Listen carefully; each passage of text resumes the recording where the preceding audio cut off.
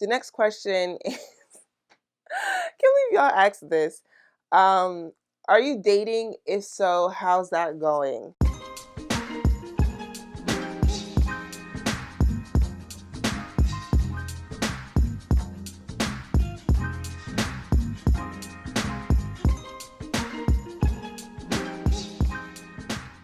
So I got a number of questions on Instagram and YouTube. Well, me on Instagram, just pretty much asking a variety of things, whether it's about pharmacy, whether it's about working, finances, my love life, um, a lot of stuff. So we're gonna go right into it. So the first question that I have here is, and I'm sorry if I have like Pop Tarts in my teeth. I was just eating a snack because like my camera, it like if I record for too long, because I just usually record a lot of videos in one sitting, and then it like overheats and then it stops. So like I have to like literally let it cool off. So I was eating a snack. So I apologize. Gotta love braces. I actually got questions about braces. So, so the first question is how to find a career outside of retail without a residency. Well, to answer your question, I have a whole video dedicated to this, but short answer is if you don't plan on doing a residency, you should get a job in the hospital or area pharmacy that you want to work in, because that's going to be like your gateway into that place. So I was working at a hospital. I knew I wanted to be a pharmacist at that hospital, so I worked there as a technician and then an intern. And then when I got my board, when I passed my boards, I was like, "Hey, I passed my boards. Can I get a job?" So, yeah, I would definitely recommend that if you don't plan on doing a residency, because a lot of jobs now want you to have a residency. So definitely look into that, as far as like getting into like a position that you want. Work in that position while you are in school. That's like that's the best. That's what I did. That's what worked for me. And then now I have experience. So like if I did want to like go to other hospitals or what have like whatever I want to do, I have that experience of working in a hospital. So, but residency still is, good if you are thinking about doing that. Um, Go for it if you have the means and the opportunity, and if you want to. Make that very clear if you want to as well. So I'll also link the video up here where I go more into detail about that. How do you know you found the one? I'm trying to figure it out. I'm trying to figure it out too. This question like comes up a lot, especially like Christian singles, and um, these are my personal thoughts. Obviously, if you have a relationship with God, that should be, who you seek. You should pray to God, ask for discernment. But I personally don't think that there is only one person out there for you. I just think that like God provides certain people um, like on your path, and He gives us the opportunity to pick.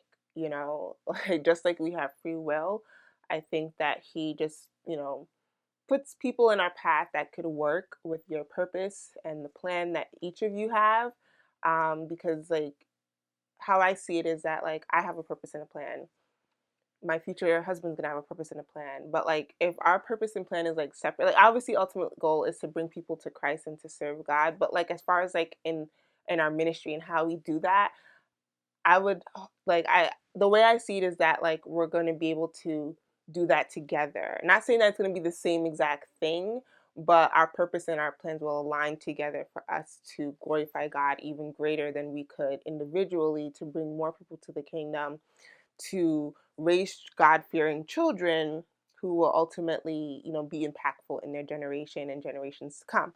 So, I think that God gives us like the opportunity to pick, and whether like as far as like the one, I don't think it's like you are the one. I think that um obviously I can't speak on this too much, I'm not married, but how I see it is that like God puts certain people in your life that could work and you can pick or not. And yeah, it's all about discernment and praying. One of the biggest things that like I know that I've prayed for is peace. If I don't have peace, then that's it. So my biggest thing is just like, having the foundational things. Obviously, are you a Christian?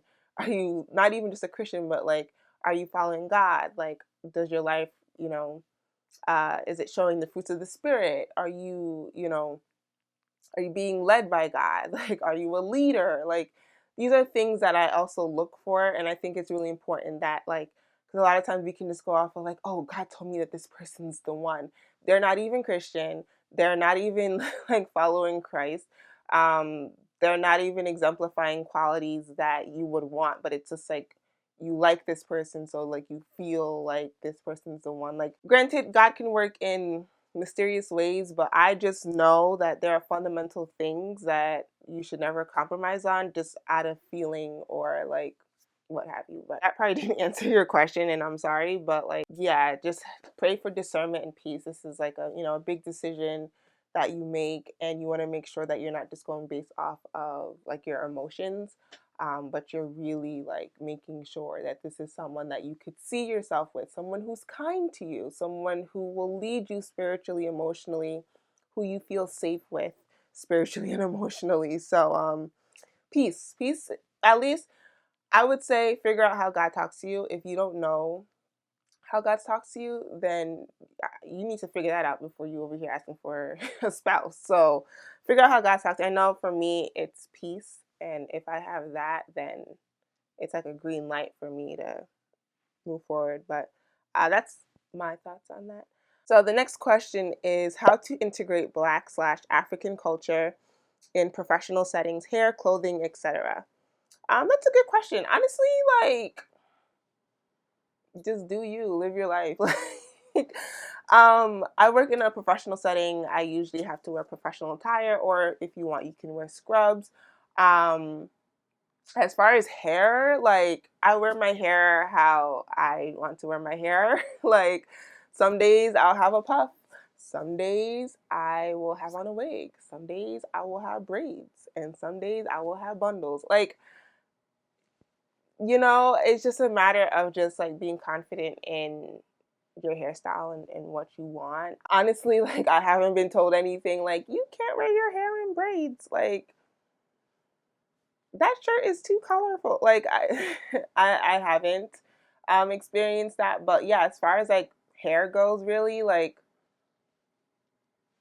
whatever my hair is what it is, and that's it. So I don't necessarily like try to make my hair look a certain way to fit the setting at work, if that makes sense. That's at least what I do. And if I'm not in professional clothes, I'm in my scrubs. And a lot of times I wear scrubs. So that's that. Another question is how to deal with friendship/loneliness in pharmacy school. Oh,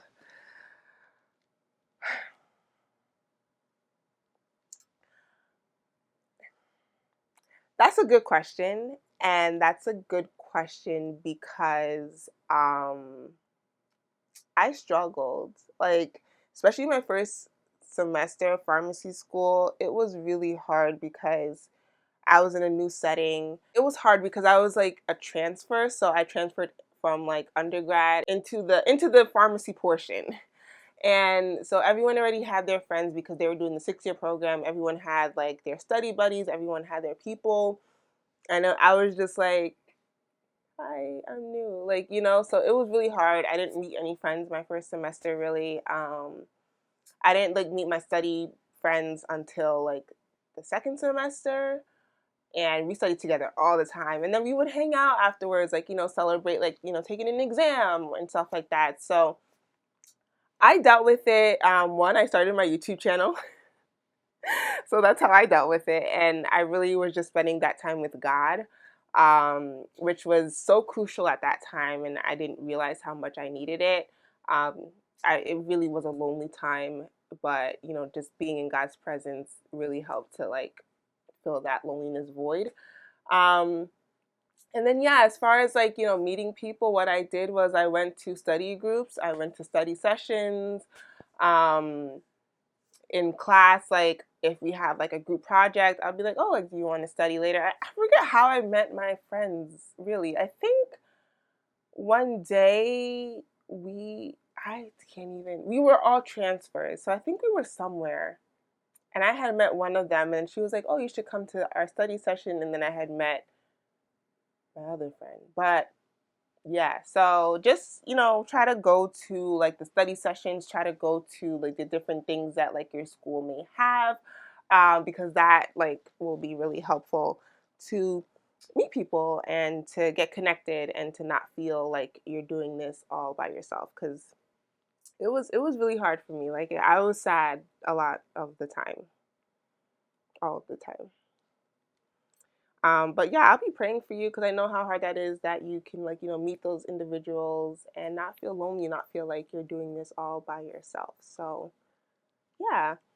The next question is, any advice for PharmD/MBA students interested in consulting or industry? I would recommend that you join the industry professional organization that they have. IPHO, I believe is what it's called. Join that group.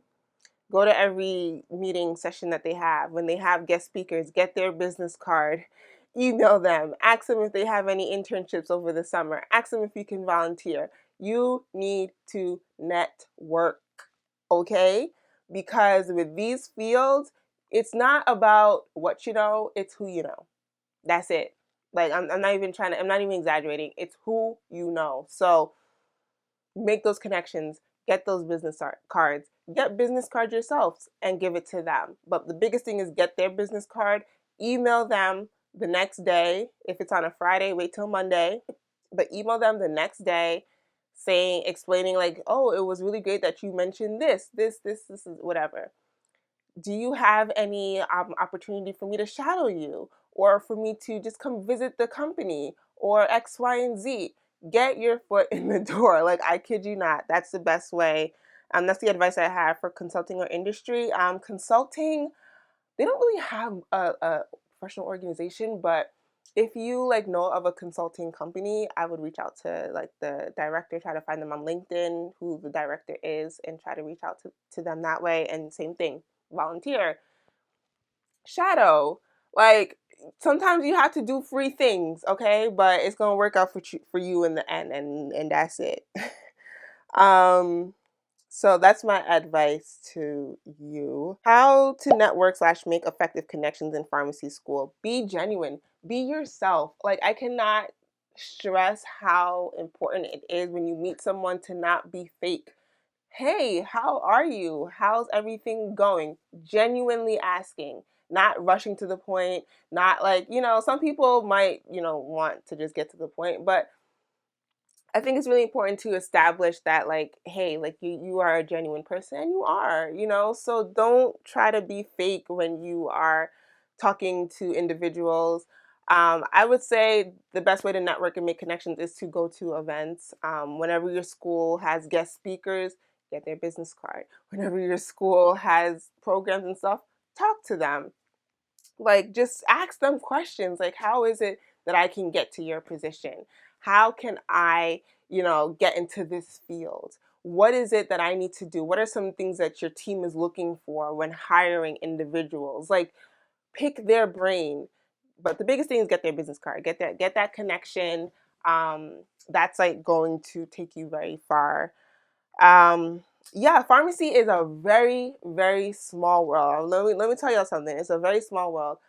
Be very careful with how you speak to people and the encounters that you have. Someone knows someone. This includes technicians, not just pharmacists, okay? Because I had a job interview, and they hired me because one of the technicians knew me, and they were like, she said great things about you, you're hired. Hello? Like, y'all, I cannot stress enough how small pharmacy is. Be kind always. I mean, just be kind to be a kind person in this world, but like, be kind, because you never know who you're interacting with. That person could be the person who gives you a recommendation that you didn't even ask for because they know somebody else that you in that job that you're applying for. So that's like big. All right. So the next question I have is, What should my summer plans look like as a P2, incoming P3? Internships, rest, volunteer? Yes, all of the above. So you finished your P2 year and you're going into P3. So P3, this is before you start your APPE. So I think you have a IPPE, right? Where you do like a summer rotation for like a week or 3 weeks or something. Um, Focus on that. I would work. This is where I think you need to be honing into what area of pharmacy you want to be in, whether that is community, hospital, industry, consulting, if you want to do a residency, um, if you want to work for a pharmaceutical company, like all that stuff. You need to be honing into that. And the reason why I say that is because this is where you need to be working. Like if you want to work in hospital, you need to be working in a hospital pharmacy as a technician, as an intern, because you need to be establishing those connections. You need to start um, gaining that experience because was when I graduated, I had already worked in 2 different hospitals. So you need that experience. So definitely I would work, uh, volunteer. I mean, work so you could get some money, but if there's a specific hospital that you want to work at and they don't have a job, I would volunteer. Be like, hey, like I actually don't mind working for free. Um, yeah, that's what I had did. That's what I did. I like told them I was like, I don't mind working for free. I just want to get the exposure, and they're like, no, no, no, let's get you some money, and here we are. So, and also rest because once you start your rotations, it's like non-stop, and then it's like studying for your boards. It's like you try to include that in there. It's just a lot. So, yeah, I definitely would uh do all of the above. For sure. The next question is can't believe y'all asked this. Um, are you dating? If so, how's that going? Um, I'm putting myself out there as far as like being more open to like meeting people and getting to know individuals, but um at the moment right now as I'm making this video, no. I just feel like our generation is just so fast paced. We want things right now and we want things like it's a fast food restaurant, you know, you put in your order and then you get it in 2 minutes. And I feel like especially like with dating apps and stuff like it's like you just become so easily disposable. You know, our generation isn't really interested in getting to know someone. It's kind of like I'm going to put my preferences into this app and it's going to spit out the perfect person. And then it's just like but then it's like I don't think they realize that you're going to constantly be going in this cycle because there is no perfect person. You're going to constantly be trying to find this perfect someone instead of actually genuinely getting to know someone and maybe even like just being open to things that you necessarily didn't think you wanted, but then it's like, whoa, like I didn't know I wanted this, but I actually needed this. Like, I don't know. You're just so easily disposable and I don't really like that. With our generation when it comes to dating, it's just like you like the color yellow. I only like girls who like the color pink. Like, so next, and they just ghost you, and then it's just like you could at least just say you weren't feeling it. Like, I don't know. That's just how I feel about dating in this generation. It's just it just doesn't feel good to just be like so easily disposable. Um, and like people don't genuinely try to like get to know you for you. I like so wish there was like that old school love where people actually like really want to get to know you, where they'll like fight for you, where they like genuinely like believe in love and true love, not just like surface love. But yeah, I'm still like optimistic. I'm not like I hate dating. Like no, like I still am very like optimistic and still very much interested in love and falling in love and just trusting that God has someone amazing for me. Dating is fun, obviously, like when you're with the right person, but like to get there, it's a journey. Do you miss being a pharmacy student?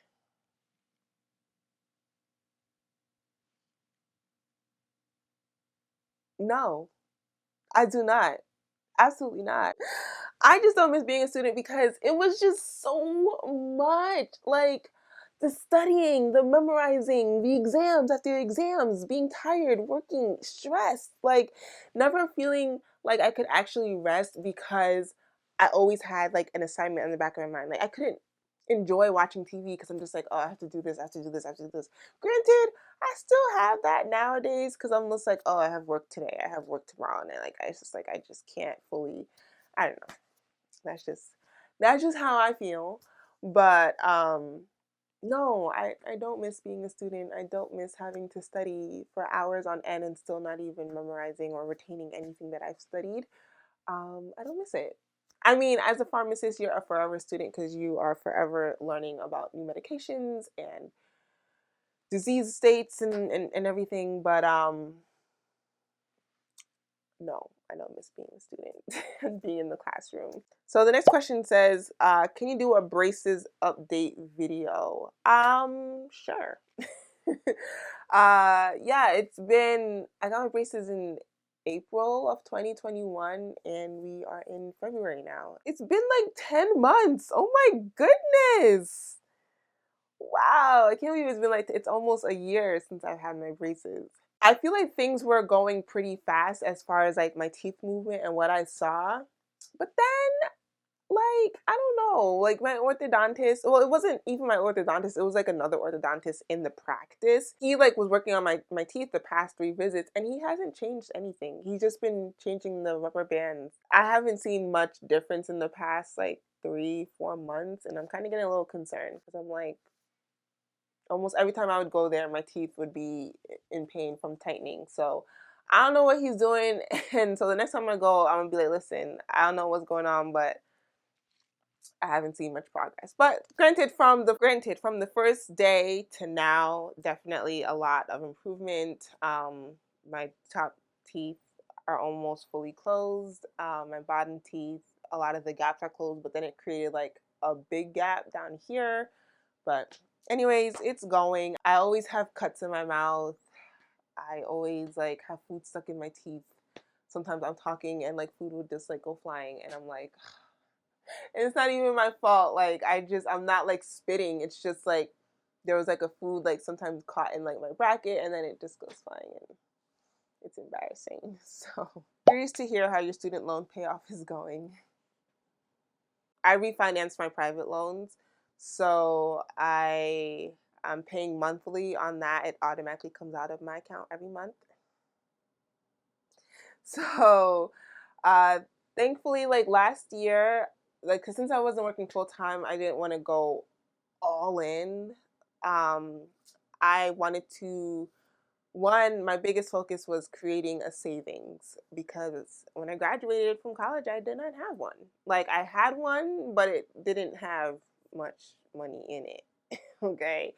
So this year I was like, okay, let's focus on creating a savings. So like cuz my idea was okay, we're going to put down like X amount, couple thousand on your private loans every month. But then I was just like, you don't have anything in your savings and you need to put money in there. So I was like, okay, you know what? Let's get to a certain amount, have like a goal number to save. And then after you get to that point, then put down what you were putting down for savings in addition to what you're already paying on your private loan. So that's the goal this year because I did save up a good chunk last year. Still not at my goal yet.